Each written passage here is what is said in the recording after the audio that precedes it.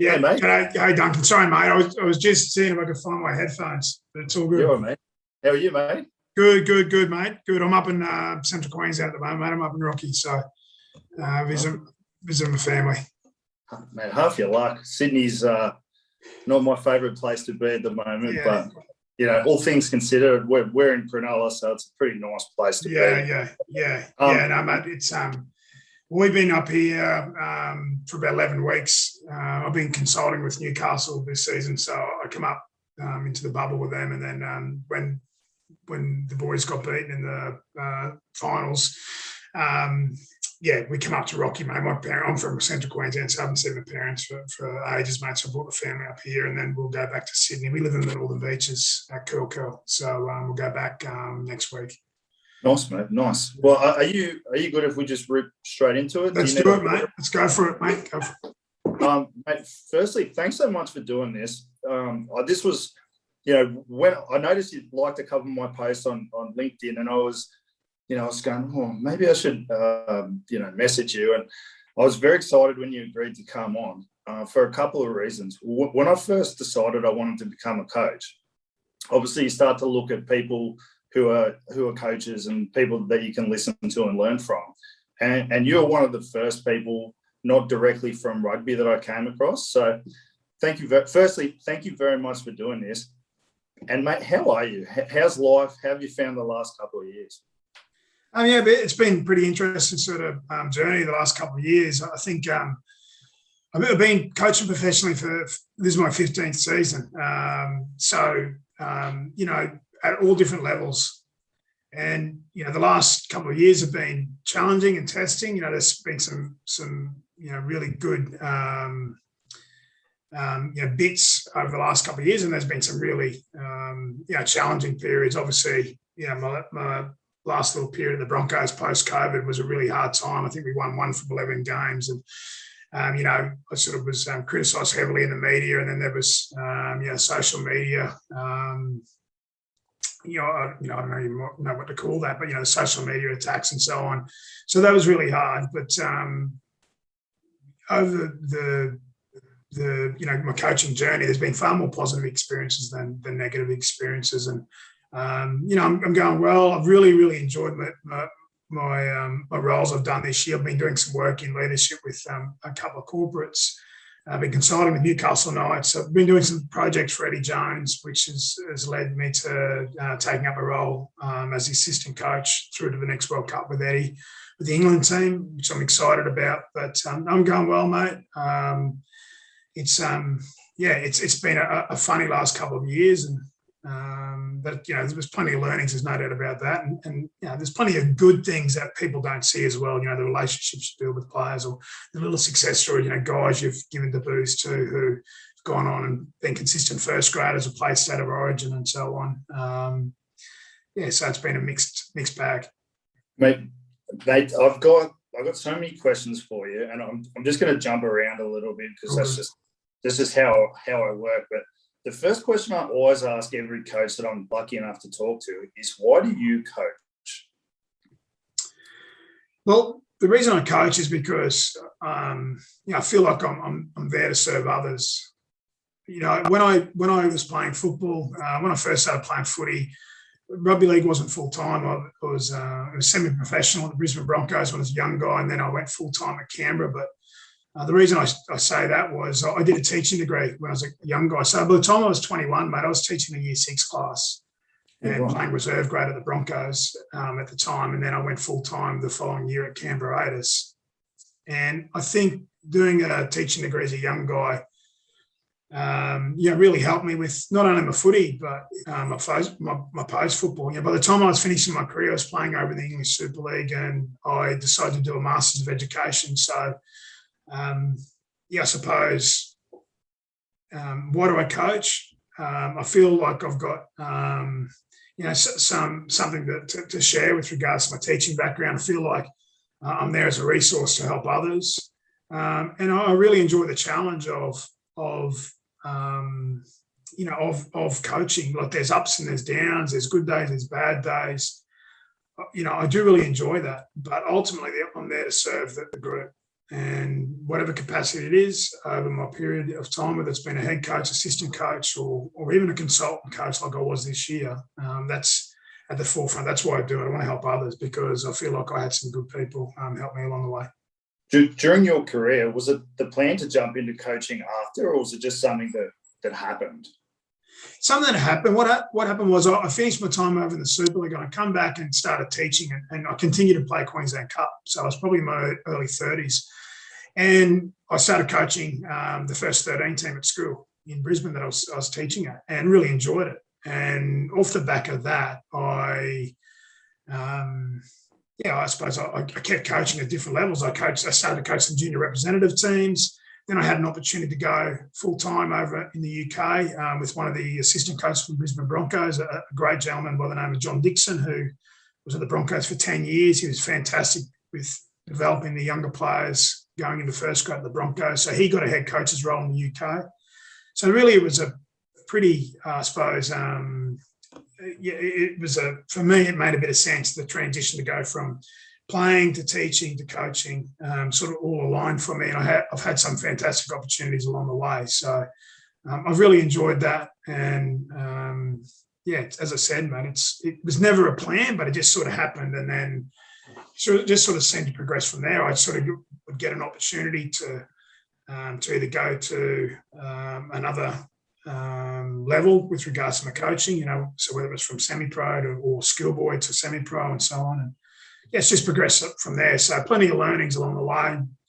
But it was never a plan. It was never a plan. I thought I'd be a teacher, and then I started working at a university as a lecturer. I thought that'd be sort of my career path, and coaching came along. Was there a moment where the coaching bug kind of bit you, if that makes sense? Because I think there's a lot of people who want to be a coach, and then when they actually get the reality of what coaching is, some people run at it and some people run away from it. Can you pinpoint maybe something that you go, this is something that I want to spend my time doing? I suppose there's no one-off event where I thought, I want to be a coach, or I want to make this my career. I think there was a whole heap of little experiences that led to me really enjoying being a coach. And so I'll give you some examples. So I spoke about the first 13 team that I coached at school. There was one or two guys that I saw really excel that year and get opportunities to be signed by professional clubs, and to have a really small part to play in seeing them achieve something was really good. I went over to the UK, and the RFL, which is the Rugby Football League, started a new franchise in the south of Wales, which is a traditional rugby union area. As I said, John Dixon was the head coach. He asked me to come across there because I played over there in the Super League at London Broncos and Hull KR.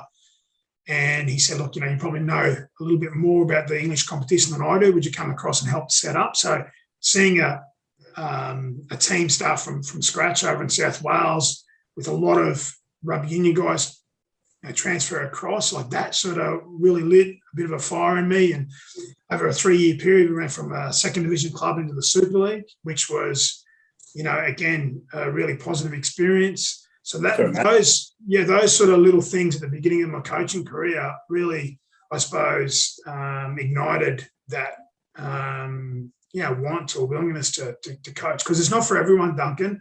I think a lot of ex-players who have been professionals or played at a good level think, I want to stay involved in the game, I'll be a coach. But coaching can be a grind. It's not, a lot of the stuff you do, mate, is planning and watching, analysing, watching opposition, watching your own guys, watching training, giving feedback. There's a lot of things that go with it. It's not just sort of turn up 5 minutes before training, run a couple of drills and then take off. So I think that's the biggest thing. You talk to any ex-player, that's the biggest challenge, the amount of planning, the amount of time. As you would know, Duncan, I think you're coaching, these days. Yeah, so you would probably know that, not long having been a player. It was, so I've just started coaching this year, and, I always wanted to be a coach, but then and I still do, and I love it. I'm hooked.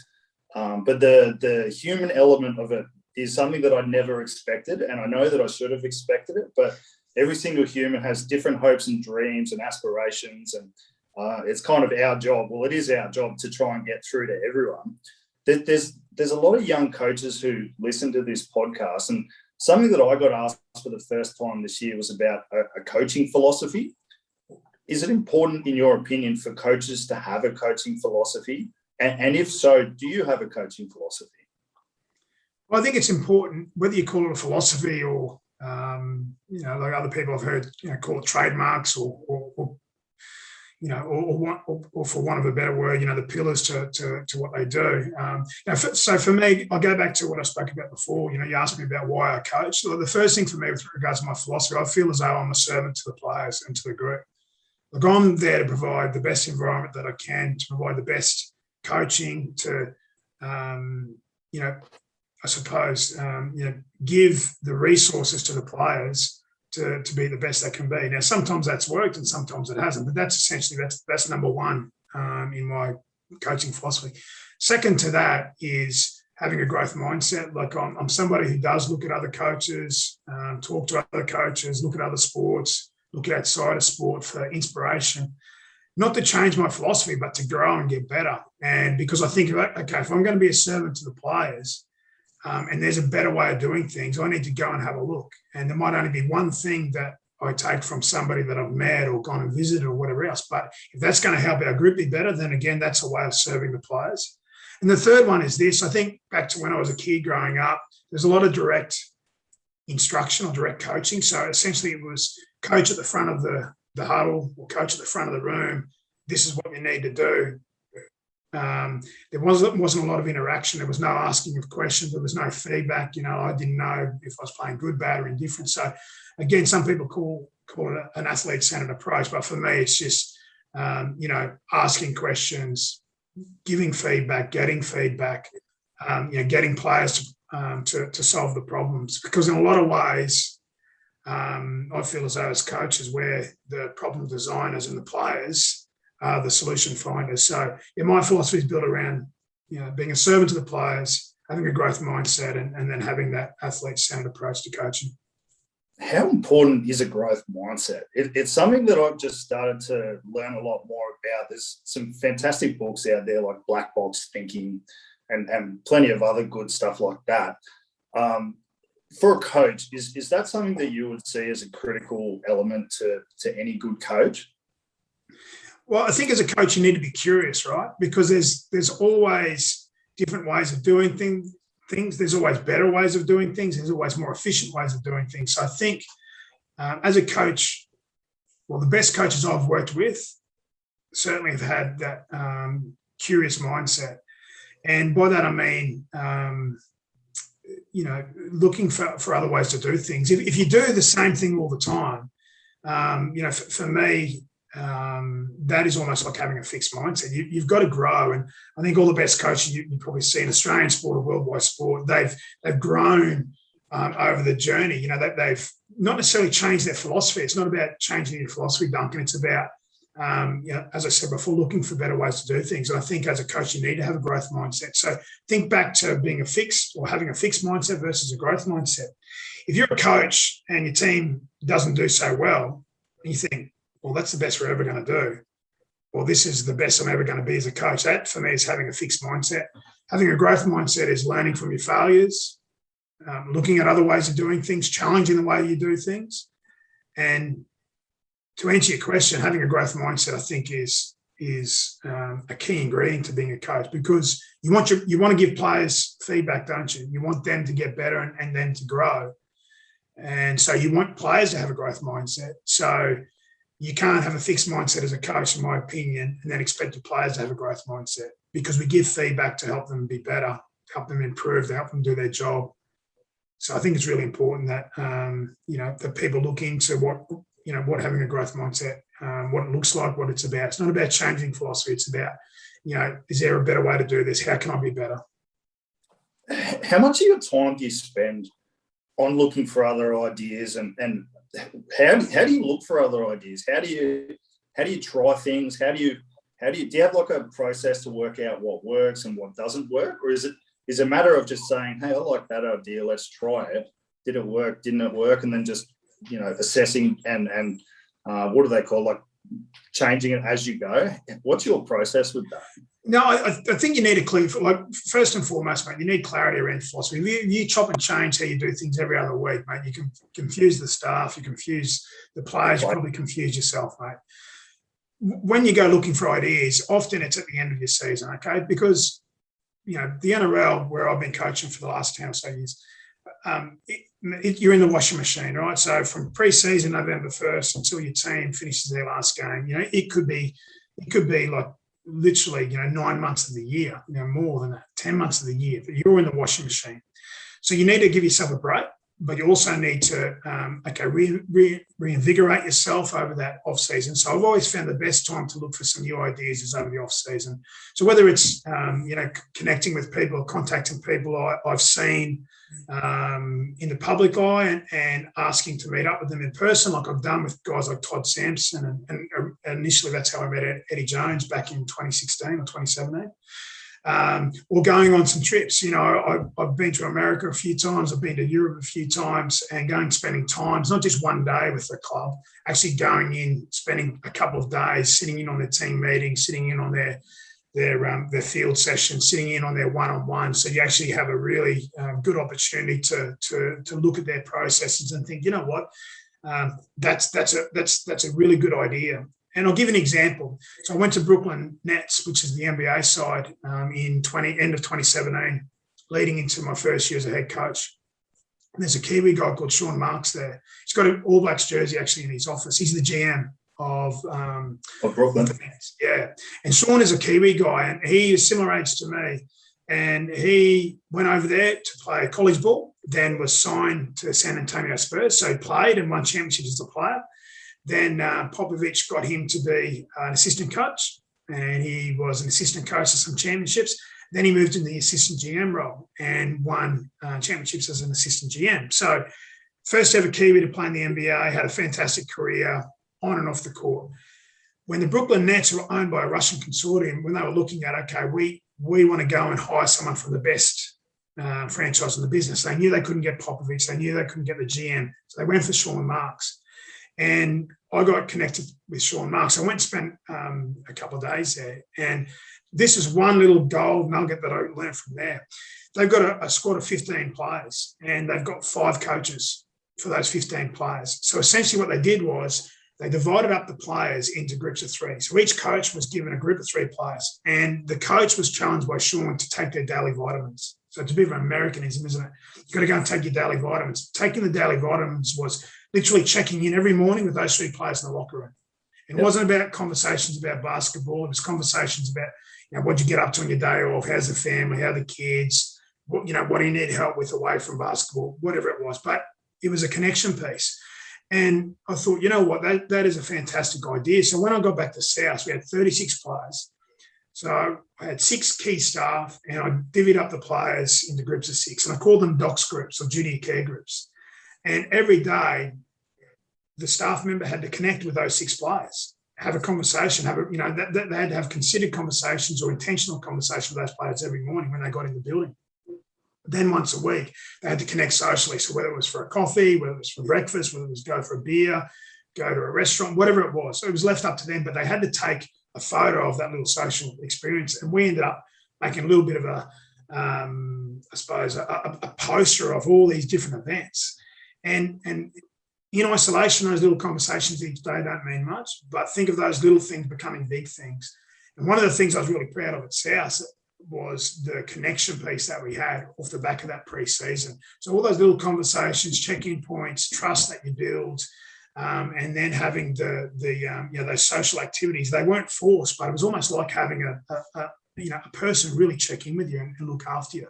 And I got the idea from Sean Marks and what they did at the Brooklyn Nets. So that's where I found one idea out of my time at Brooklyn Nets, and I thought I can actually use this because there was some challenges with regards to how the players felt about the club when I took over at South. So that's a real life example of getting an idea, taking an idea, and implementing it. And so it's not about taking 1,000 things from the Brooklyn Nets. It was about taking one little gold nugget and thinking, what, it's got some merit in our environment to try and bring the staff, the players closer together as a group. Just on the human connection and the culture side of it, something that I've found very, very interesting is that it's almost more important than the actual football side of things. And I listened to a couple of podcasts you did where you talked about some of the human connection things that you did at the Rabbitohs. And there was something called the Triple H. Correct me if I'm wrong. Yeah. Do you mind just talking about that a little bit? Because I think that would be very, very useful for a lot of young coaches out there. Yeah. So again, it was just about doing some reading. I don't often get a chance to read during the season. So off season, I do a lot of reading. And I read a book called You Win It in the Locker Room. And it was by John Gordon and Mike Smith. Okay. And I would really recommend young coaches to have a read about it. Mike Smith was an I think it was Atlanta coach he was. And John Gordon is a person who's heavily involved in leadership in the States. A lot of your listeners probably have heard of him. But anyway, really good book. But there was one gold nugget I took out of it. And it was about, I suppose, showing vulnerability as staff, as coaches, as players. And it was a really cool activity that they did. Mike Smith did it. And it was called the Triple H. And I actually saw that Richmond did it as well. But essentially what it was, we had Triple H sessions during the pre-season there at South Sydney, and it was a 15-minute block, 15-minute window every Friday. So essentially 2 players and 1 staff member. So pretty much they had 5 minutes each. And we didn't do all 36 players and all 20 staff all at once because it just loses its merit. We just had a dedicated 15-minute block every Friday during the pre-season. And essentially what they did was they got up and spoke about one highlight they've had in their life so far, one hero they've had in their life so far, and one hardship. And you can imagine with the hardship, often the players or staff, it was very emotional, very emotive. And some players, some staff members actually would be in tears by telling their hardship, whether it was parents divorcing, them divorcing, losing parents through illness or sickness, all sorts of different things.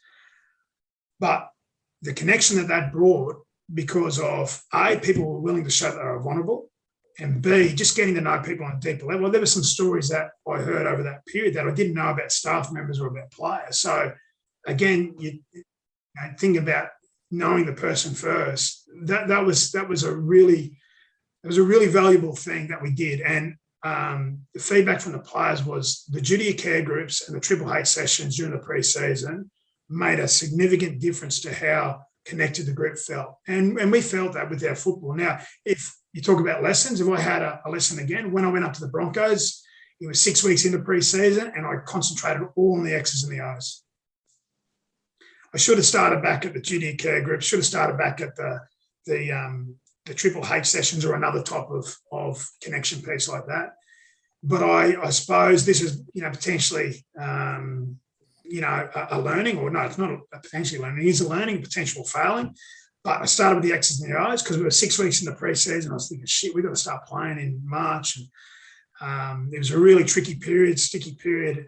And I should have learned from the previous,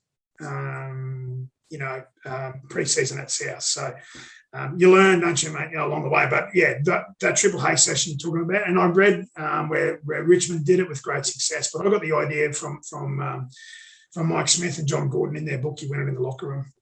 I suppose building that human connection when you're down by 3 points, there's 10 minutes to go in a big game. And I know, the troubles that you've been through, I'm probably going to dig a little bit deeper than if you were just a guy that I worked with. Yeah. So I could imagine that would have been very valuable for your team and for any sporting team or business organisation, I guess.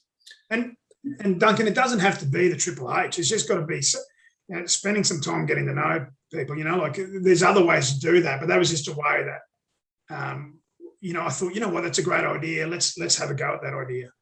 What's the worst thing that can happen? We spend 15 minutes getting to know each other a little bit deeper. That's the worst thing that can happen. The best thing that can happen is that we become a bit more connected. We become a bit more empathetic with each other. So, you're not just a footy player here, or you're not just a coach, you're not just a staff member who's doing a role. You're actually a human being, mate, who's got challenges and had some successes and had some failures away from here.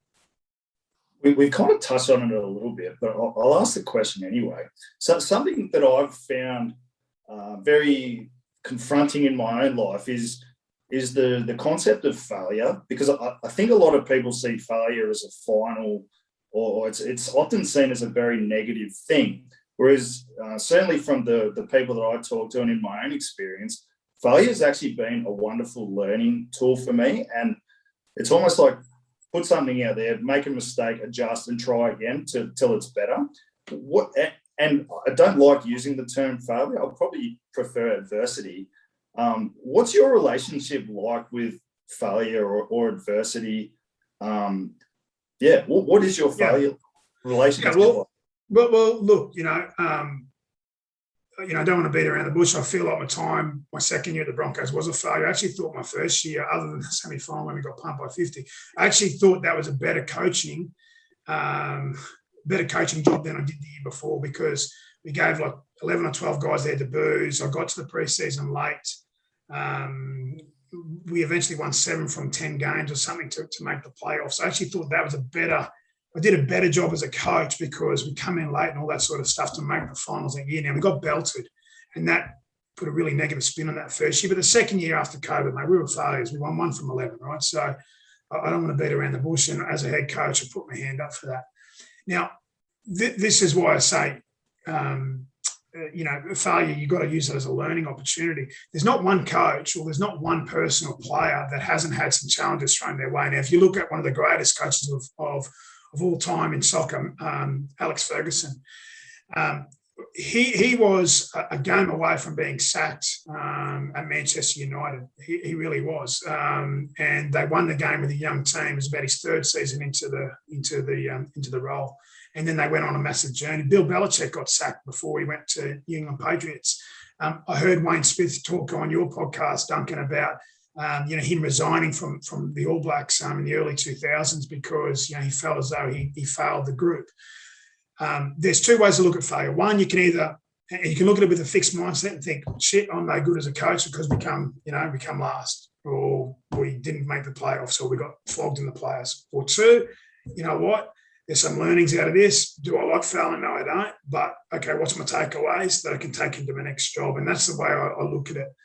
You've got to have a growth mindset to it, but there's not one athlete or one coach who hasn't had failure in some way, shape, or form. Because if you've always had success, and this is the challenge for elite players who've always been outstanding players and they become coaches, right? You've only ever known one way of doing things because it's your way of doing things. And you've never had any failures with it, but you also don't have empathy for guys who are journeymen, who are in and out of reserve grade or don't have great confidence in their own abilities or so on. So how do you deal with them? That's the challenge for players for coaches who've been elite players at the beginning of their journey. So look, it is what it is. Did I like going through it? No, I didn't. But I could have either sat and hid behind the curtains, mate, and thought I was a failure, or you get up, you hold your head high, so I had a crack at something. Because essentially, mate, Duncan, at the end of the day, mate, on my deathbed, I want to look back and say, look, you know what? I gave it a crack. And I want to be a role model to my kids too, about having a crack at things. And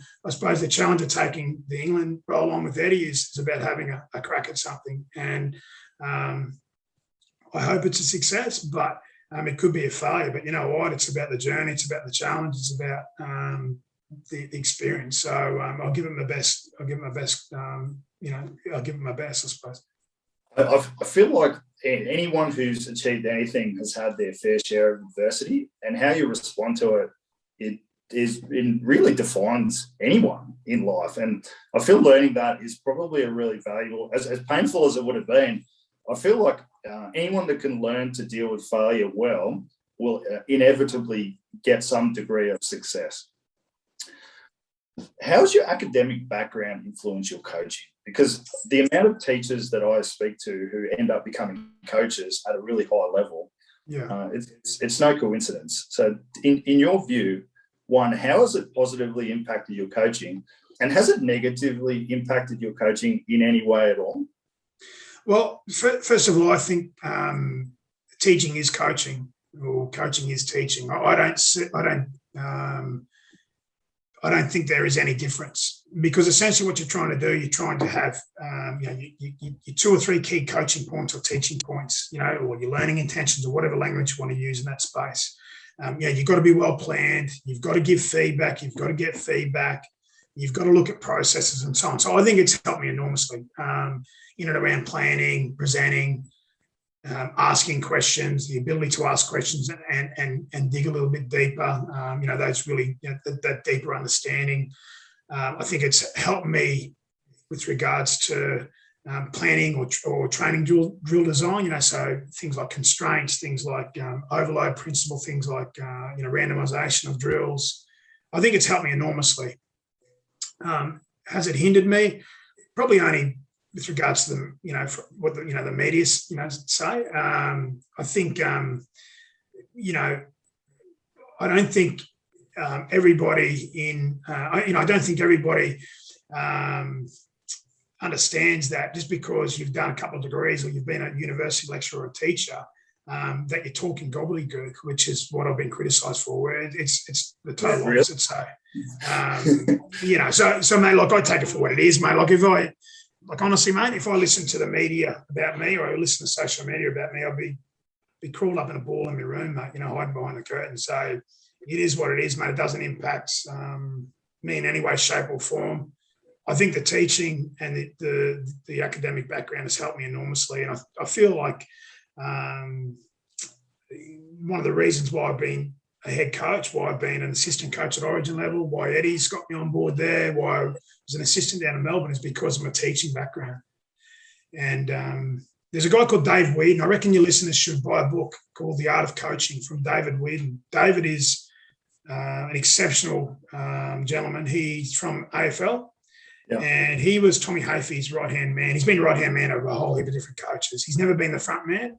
He is an exceptional educator. And what he says, he's got a program called the Next Coach program, which myself and Adam O'Brien did actually back in 2013, but it's for AFL players who are transitioning to becoming coaches or assistant coaches who want to be head coaches. And in that program, he talks to future head coaches about you need to have one teacher on your staff.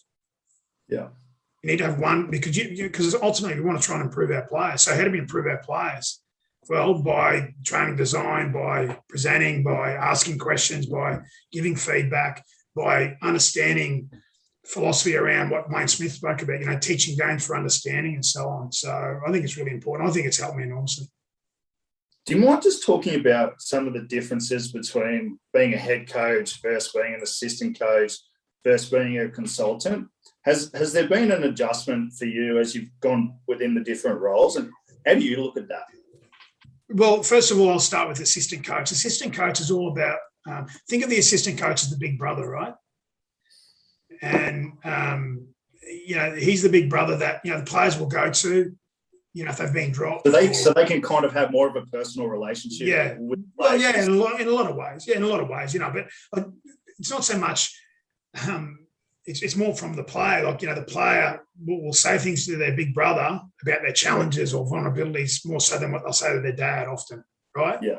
You understand where I'm coming from? Yeah, completely. Yeah. Okay. So as an assistant coach, you're all about the X's and the O's, and you're all about looking after the players in your positional group or in your specific role. So there's a lot of one-on-ones. There's a lot of communication and so on. As the head coach, think of the head coach as the dad, right? He's looking at the whole family. He's looking at the real.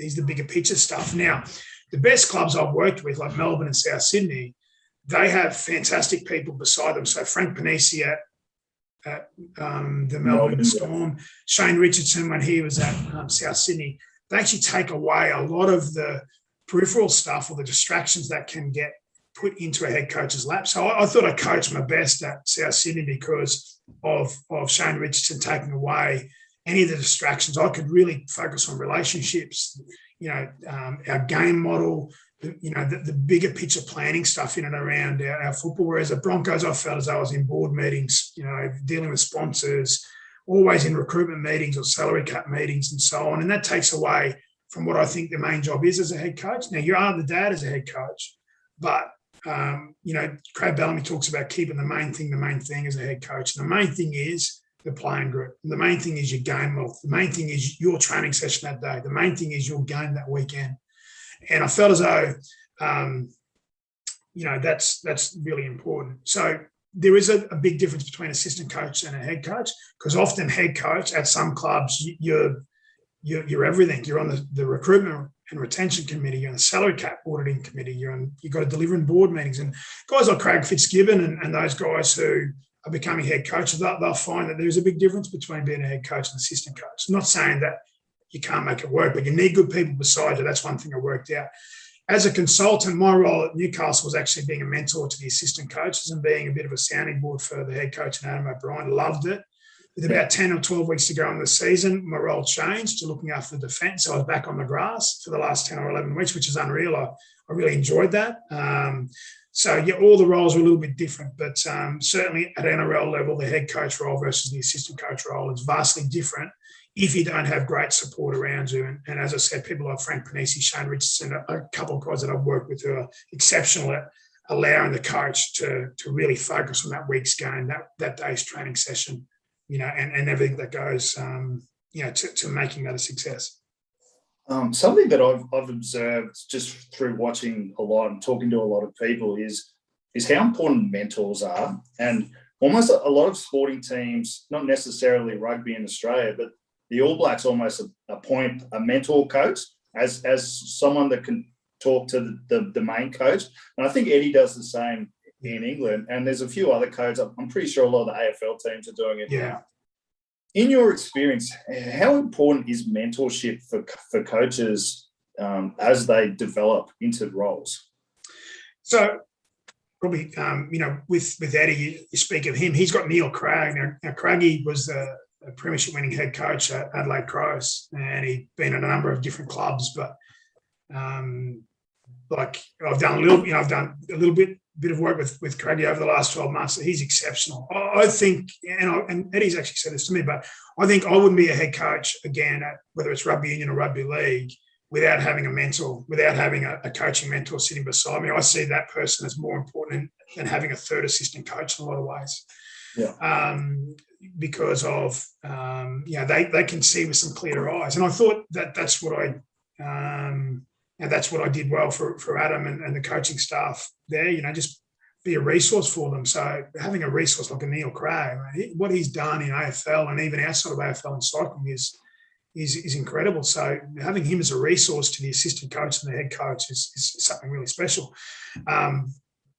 So having a mentor, I think, is really important. John Dixon was my first mentor. I spoke about him earlier. He was from the Brisbane Broncos. He was exceptional at teaching and the core skills. He was a teacher. So, all the core skills like early catch, pass up, stepping into contact, all the detail side of thing. He was fantastic at teaching me the importance of the detail. And then Frank Panisi he's always been a great sounding board for me. I speak to him often and rely on him and his experience and expertise because he's been in rugby, he's been in rugby league, he's been a number of different clubs as well. And then, probably Eddie over the last few years, he sort of, I suppose, once we met, we got on pretty good and probably stayed in constant contact those 3 years I was a head coach. And then over the last 12 months, doing some special projects for him. He's been someone who, challenges my thinking, who I can ask ideas or ask advice from. So I think it's really important. All young coaches, and your mentor doesn't have to have been an NRL head coach or a Super Rugby head coach or even a Shoot Shield head coach. You just got to have someone who's been in the game a while, seen some ups and downs, and someone who can be a sounding board, so to speak. I've got to ask. You've worked for one of the best coaches, I believe, in world sport, in Craig Bellamy. What did you learn from him? And another good coach that you work for, a great coach that you working with and for, is Eddie Jones. What do guys like that have in common? Like, what can we learn from guys like that? Yeah, well, first of all, I feel really blessed to have worked with Ballet at the Storm and Frank Panisi. I mentioned him, and I'm really looking forward to working with Eddie. Obviously, I've done special projects. I haven't been able to get on the grass there yet. I'll get there towards the back end of October, but I'm really looking forward to that learning opportunity. I've been able to use him as a mentor, as I said, but what did I learn from Ballet? Well, probably there's a couple of things that really stood out to me observing him, just his work ethic and how thorough he was. You could probably say, well, most head coaches have got a great work ethic and really thorough, but he didn't get distracted. Like I said before, he had a little mantra, keep the main thing the main thing. And I think Frank Panisi allowed him to do that. So it was all about the next training session. What is important in this training session? Then it was about reviewing that session. Then it was about what's important tomorrow's training session. And then it was about what's important in this game, not setting goals of, we want to be a top 4 team, or we're going to be a top 8 team, or we're going to win a grand final. No, it was literally, the process. That's the big thing I learned from him. The other thing was just how much he cared about his staff and his players. Like, people probably see him in the box and he's quite emotional, or at halftime or whatever, but just I felt really supported by him. I felt that he genuinely cared about myself as one of his staff members and my family. And, so I learned a whole heap of him. And with Eddie, just his curious nature, like he's always looking to challenge, to get better, to provoke, to, I suppose, I use that word curious. I just find him a really curious coach. So I'm really intrigued by that. And really looking forward to working with him and being challenged. And both exceptional coaches in world sport, aren't they? Those two. So I feel really fortunate to have had dealings with both. What's your rugby background like? Has it been, obviously you've been doing stuff for Eddie already, but did you have any knowledge of rugby before starting that? And how have you gone about learning certain elements that you maybe weren't across? Yeah, it's really interesting one. That I played schoolboy rugby like most league people play some schoolboy rugby along the way. And I suppose, apart from the schoolboy experience, it wasn't until around about, 2006, 2007, when I was back in the UK, there's a famous defence coach called Sean Edwards, who was at Wasps at the time. And me and Sean played with each other in the Super League. So what I used to do is I used to go and spend time with Sean in London. He was at London Wasps, and Ian McGeechan was the director of rugby. Warren Gatlin was the head coach. Sean was the defence coach. So I'd go and spend time with them. Thankfully, Sir Ian McGeechan would allow me into the coach's box on game day. So this is going back about 15 years. And then Wales offered Sean the defence coach role in about, from memory, it might have been 08. And then Sean would allow me to come in and spend time with the Wales squad. So I'd observe, sitting on different things. And so that was a real sort of opportunity to learn. And because of that curious nature, I'd spend a lot of time, with those guys learning, and even with the Welsh franchises like the Ospreys and so on. So that was learning. And then at Melbourne Storm, a lot of coaches from around the world, whatever sport, would come in. And because I was, I suppose, at the time I was a skill development coach of the NRL team, they would want to come in and they want to learn about, different techniques. So I would always get assigned to be, I suppose, the host of the coaches coming in over my 3 years there. So to spend time with guys like Stuart Lancaster, Joe Schmidt, Todd Blackadder, Aaron Major, Scott Johnson, Matt Taylor, who's now the Wallabies assistant, Scott Wiseman, all those guys come in at different times. So building relationships with those guys over the time. And then, when Scotland would tour, Gregor Towns would ask to meet with me, so I'd go and meet him at a hotel and so on. So I've had a long association with shared learning. And then Gregor asked me to come over and do a consultancy with Scotland the end of 2018, my year at South Sydney. And I went over there for 10 days and essentially went into camp with them at St Andrews. And I was in there for their preparation leading into their November test series. And really what he wanted from me was look at the program, give some feedback to the coaches on their delivery, their training design, etc. And that's what I did. So I've had all these opportunities over a long period of time. And so I've never coached a full season, but I've been, I suppose, part of different consultancies, different projects, a lot of shared learning. So I don't come from zero knowledge, but certainly I don't consider myself to be an expert. But the challenge of this is, and Lisa Alexander speaks about this, the ex-Australian netball coach. If you've got good processes, it shouldn't matter about the X's and the O's, And when Eddie spoke to me about it, he said, mate, I think you can bring some good processes to us. And obviously, I'm a learner, so I don't feel like I'm a novice. I feel like I've dealt with coaches all, for the last 15 years, and shared learnings and what could work, what couldn't work. So I come from a reasonable place, but certainly haven't coached my own side for seasons and things like that. What do you believe what do you believe are the key elements that make a successful coaching team? Because coaching team is more important than just having a good individual head coach. Yeah. Is that fair? Yeah, no, definitely. Probably back to what David Whedon said. One, he thought was like you need a teacher. You needed a qualified teacher on staff. Just one of your staff. Let's say you've got 4 or 5 coaches. At least one of them needed to be a teacher. But it's more so probably what I saw at the Storm. I thought Frank Panisi and Craig Bellamy did a great job filling in the gaps, if that makes sense. So Ballet's strength was his work ethic, how thorough he was, but he was ferocious with his work ethic, but then he had like a person like me who was a teacher, right? So, and then he had someone like Adam O'Brien who had come through their system and really knew the Melbourne Storm way of doing things, So the best coaching teams fill the gaps, So whatever the strength of the weapons of the head coach are, in my opinion, they should fill the gaps. And I think at times, coaching groups get it right. Some coaching groups get it wrong. And but I think that's the way to think about it. If you're the head coach, it doesn't matter at what level. And let's just say it's, say you've got one assistant coach with your second grade team, mate. You've probably got some strengths. Like I think you're an ex-forward, mate, from listening to your podcast. Yeah. So that's your strength. You might fill that position in with someone who's experienced playing 10 or 9 or the outside backs, mate, to fill the gaps in your knowledge base. But hopefully that makes sense to people. I think about filling the gaps. It certainly does. I've got a few random questions for you. Have you got time for a few? Mate. Yeah, I'm all good. No worries, mate. I've already asked about personal development. Is there something that you used to be certain about that you've recently changed your mind on?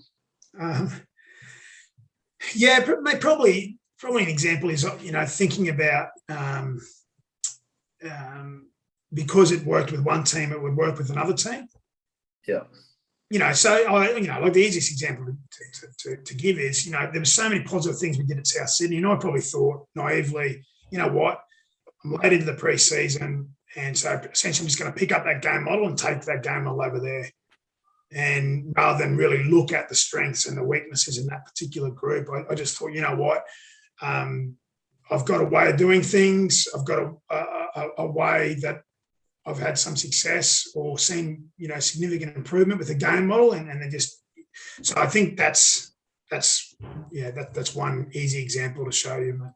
Can I ask about game model? So as a head coach, you're obviously responsible for the game model of the team. How do you go about designing? This is probably potentially very long answer, but do you go in, look at the athletes you have, look at the group, the style of play, and then mold the game model around the guys you have? Or is it, this is the game model we have, and then you create the players or get the players in who can play that game model? Look, you can't necessarily do that at NRL level, mate, because you've got a squad that's been designed through salary cap or whatever else. So you don't have that luxury of going, okay, well, we need to get these 6 or 7 players in. Look, I think there's a little bit of both. I think there's some strong principles that you have, for instance, okay? Like, so for me as a coach, my number one coaching philosophy from a defensive point of view is protect your inside shoulders. So that means that if the ball's inside you, you're staying square. Once the ball's gone past you, then you can fill the space. Right, so that's one principle that I don't care if I'm coaching South Sydney, Brisbane Broncos, Melbourne Storm, or Central Queensland Capras, or Randwick, or Gordon, whoever. That's my principle, because I feel as though that keeps stability in your defensive line. Now, the things that you need to look at is, okay, what are your weapons? Now, I had some weapons at South Sydney, like Damien Cook, his speed out of dummy half, Cody Walker, his tempo and his ball playing ability at the back of shape on the left hand side. Then John Sutton, who was an edge back row, with his ball playing ability.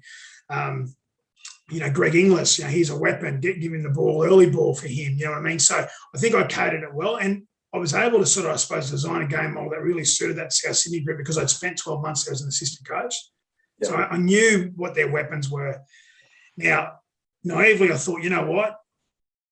Our game model, I can just transfer it, take it to Brisbane. we scored the most. We went from a team that finished 13th or 14th for points scored in 2017 to the team that scored the most points in 2018 by tweaking a few things. And naively, I thought, you know what, I can take that same game model and as I said, there's some non-negotiables about the inside shoulders and so on, but I talk about maybe the attacking side of things, and we didn't have the weapons, or we didn't have the same weapons as what I had at this club. So I think you need to look at both. There's some key principles to your game model that just won't waver. Yeah. Like I said, use the example of inside shoulders, but I think there's some things that you need to cater for the weapons that you've got in that particular group, which potentially is different to that particular group. And so that's how I feel about that, or what I've learned about that. A lot of the common themes here is that it takes time. So I can imagine that you have an idea of what the game model is going to be, and then it's going to adjust as you learn more about the players and the coaches and trends in the game. How, as a coach, you judge purely on results, but results don't often happen, overnight, and can take a bit of time to develop a group and to really get your squad and your team humming, basically. How do you balance sort of short-term results with long-term success?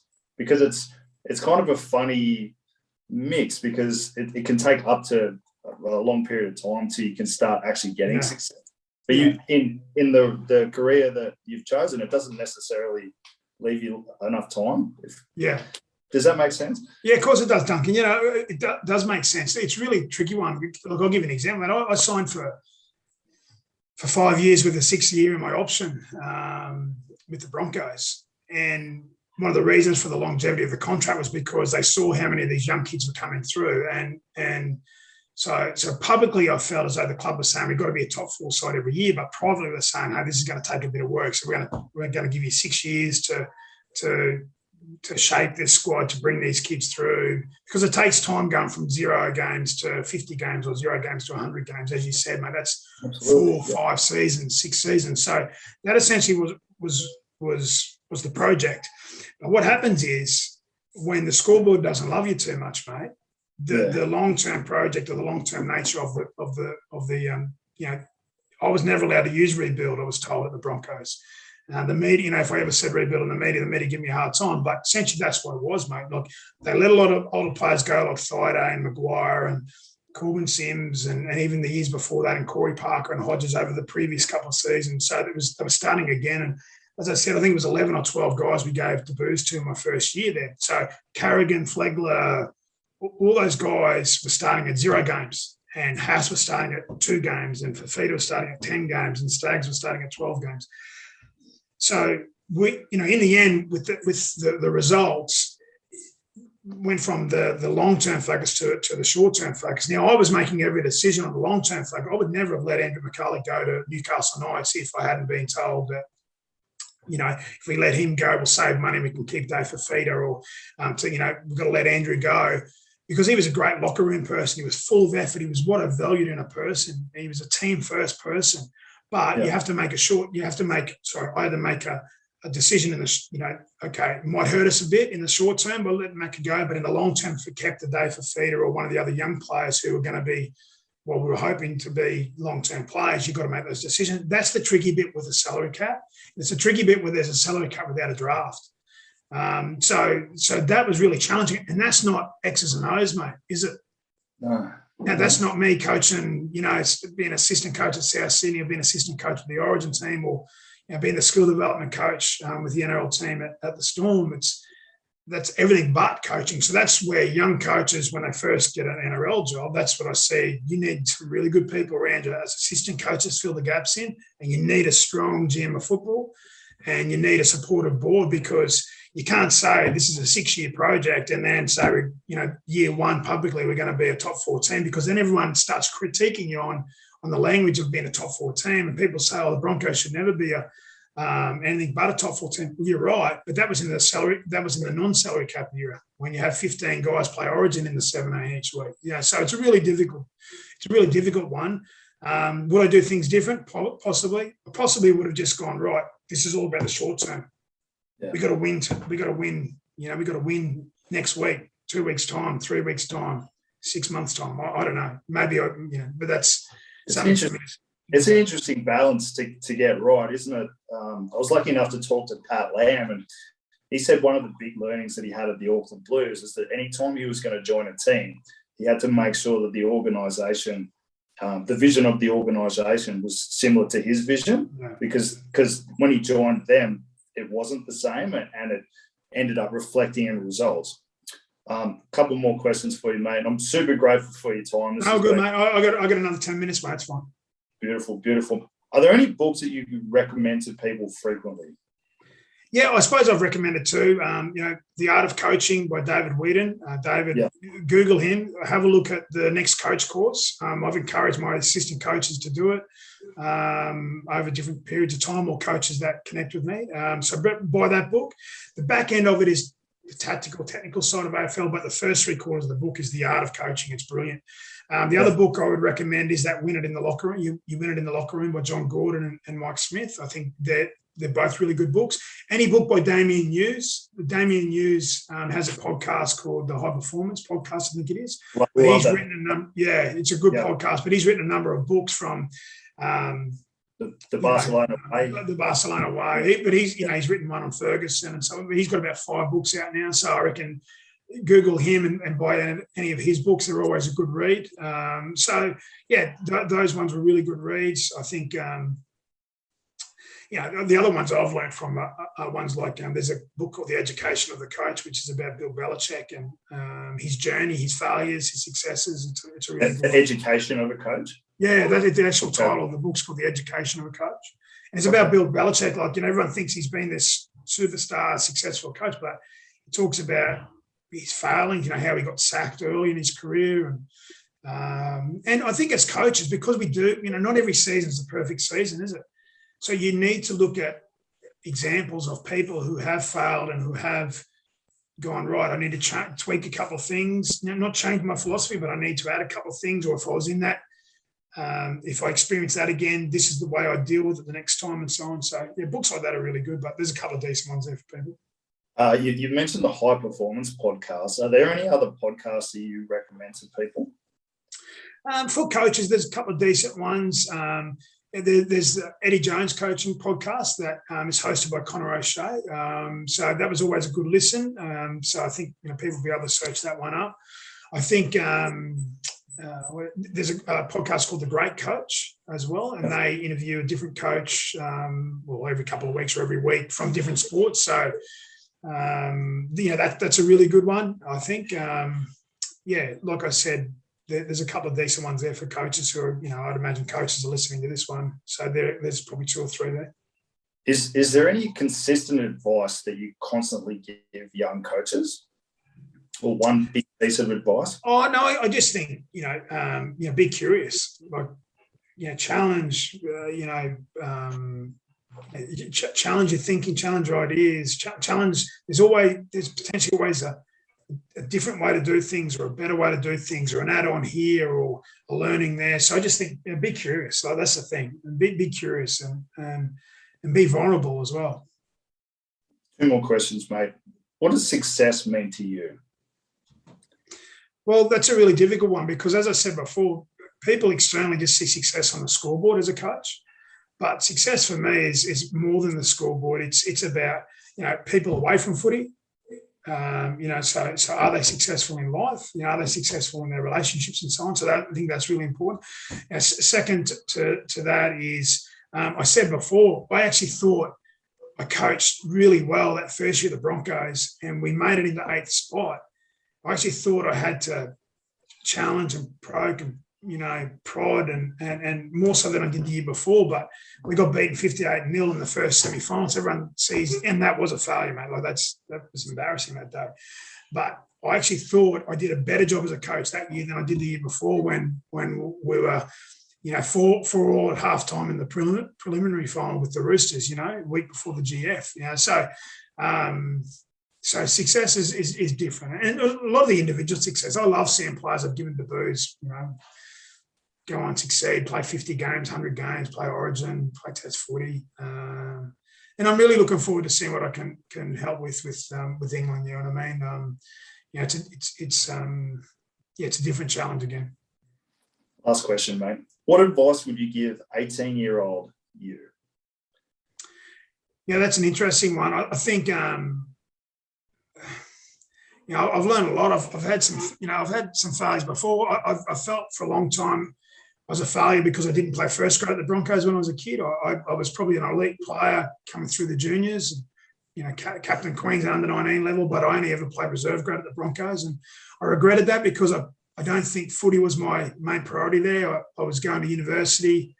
I trained hard and all that sort of stuff. And it was really a tough team to get into because they won 2 premierships in a row. But I felt like a failure for a long time. It wasn't until I went to Canberra and actually started playing first grade that I felt, you know what, I've achieved what I set out to do. But looking back on, would I have been as good a coach if I hadn't have had that experience of being a bit of a journeyman at the Broncos, or going to the Raiders and being part of a squad that had Laurie Daly and Stewart and all those superstars and getting the experience to play with them, or even being a journeyman and going over to the Super League and playing for Hull Kingston Rovers and London Broncos. I don't know whether I'd be as well-rounded person now. I feel as though, like my advice would be, you're going to make some mistakes, you're going to have some successes, you're going to have some failures, but you've got to learn with each one and keep moving forward. And hopefully I've been able to show that to my daughters.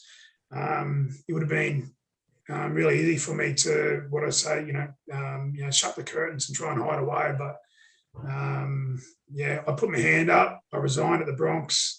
It didn't go well, but that doesn't mean I'm a poor coach. I think for the better part of my 15 years, I've had some really good moments of success and some really good experiences. Thank you so much for your time, mate. Wonderful talking to you. I really, really appreciate it. Best of luck over in England, except when you play Australia. Yeah. Mate, thank you. I loved it. Absolutely loved it. Thank you so much. Good on you, Duncan. I appreciate you having me on, mate. And good luck with your coaching, and you're doing a great job with this too, mate. I think there's it's a great resource for coaches of any code, mate, to jump on. So well done. Thank you so much, mate. Enjoy the rest of your day, and thank you. Good man. Thanks, Duncan. Cheers, buddy. That's it, mate.